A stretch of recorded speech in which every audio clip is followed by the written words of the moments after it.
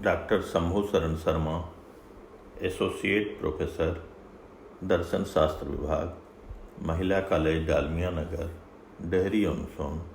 आज आप लोगों के बीच बीए पार्ट 1 ऑनर्स के फर्स्ट पेपर का एक टॉपिक बतलाने जा रहा हूं, जिसका शीर्षक है पुरुषार्थ। भारतीय दर्शन की एक महत्वपूर्ण और अनूठी देन पुरुषार्थ की अवधारणा है। पुरुषार्थ दो शब्दों के योग से बना है, पुरुष और अर्थ। पुरुष का अर्थ मनुष्य है, जिसके अंतर्गत स्त्री पुरुष दोनों आते हैं। अर्थ का अर्थ के लिए है, अतः मनुष्य के लिए जो है वही पुरुषार्थ है।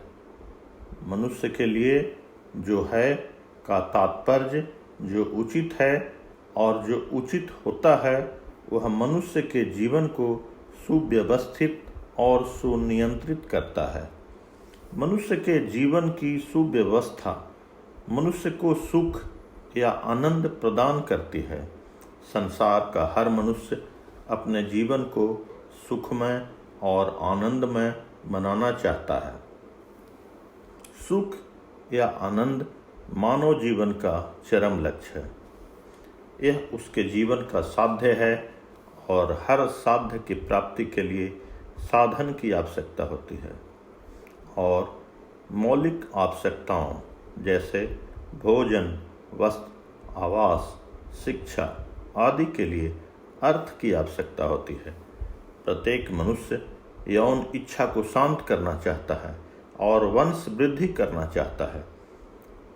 इसके लिए काम की आवश्यकता है।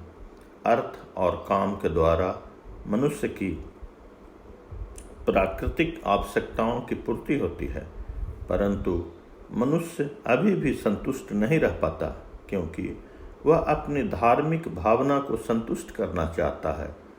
इसके लिए उसे धर्म की आवश्यकता पड़ती है। धर्म, अर्थ और काम ये साधन हैं जिनके द्वारा आनंद की प्राप्ति होती है, और मानव जीवन में कष्टों का पूर्ण अभाव हो जाता है। ये आनंद ही मोक्ष है। अतः मानव जीवन का साध्य मोक्ष है। इस प्रकार पुरुषार्थ के अंतर्गत हम धर्म, अर्थ, काम और मोक्ष आते हैं। इसलिए कहा जा सकता है कि पुरुषार्थ मानव जीवन के साधन साध्य का समन्वित रूप है। साधन साध्य के संदर्भ में एक प्रश्न उठाया जाता है कि साध्य की प्राप्ति के लिए किसी भी प्रकार के साधन को अपनाया जाए, या सिर्फ शुभ या पवित्र साधन को। इस संबंध में दो प्रकार के उत्तर दिए गए हैं।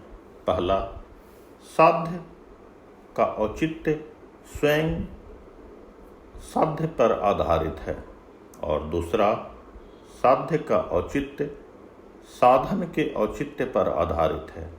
चार्वाक दर्शन के अनुसार साध्य का औचित्य स्वयं साध्य पर आधारित है या निर्भर करता है, अर्थात मानव जीवन का एक साध्य होता है जिसे पाने के लिए कोई भी साधन अपनाना उचित है, चाहे वह हिंसक साधन हो या अहिंसक साधन। पाश्चात्य दार्शनिक मार्क्स ने भी साधन की पवित्रता को स्वीकार नहीं किया। उन्होंने वर्ग संघर्ष के द्वारा साध्य प्राप्ति की बात की है, परंतु चार्वाक को छोड़कर अन्य भारतीय दार्शनिक संप्रदायों ने साध्य की प्राप्ति के लिए साधन के औचित्य पर बल दिया है। शुभ या उचित साधन द्वारा ही साध्य की प्राप्ति हो सकती है। गांधी जी ने साधन की पवित्रता पर बल दिया है और कहा है कि अहिंसात्मक साधनों से ही साध्य की प्राप्ति होनी चाहिए। जैन और बौद्ध दर्शनों ने भी अहिंसा के द्वारा ही अपने साध्य तक पहुँचने की शिक्षा दी है। अद्वैत वेदांत हो या अन्य, सबने साधन के औचित्य पर बल दिया है। यही कारण है कि चारवाक को छोड़कर सभी भारतीय दर्शनों ने 4 पुरुषार्थों धर्म, अर्थ, काम और मोक्ष को स्वीकार किया है, जबकि चारवाक ने केवल 2 अर्थ और काम को ही पुरुषार्थ के रूप में स्वीकार किया है। चारवाक ने काम को मानव जीवन का साध्य और अर्थ को साधन माना है। धन्यवाद।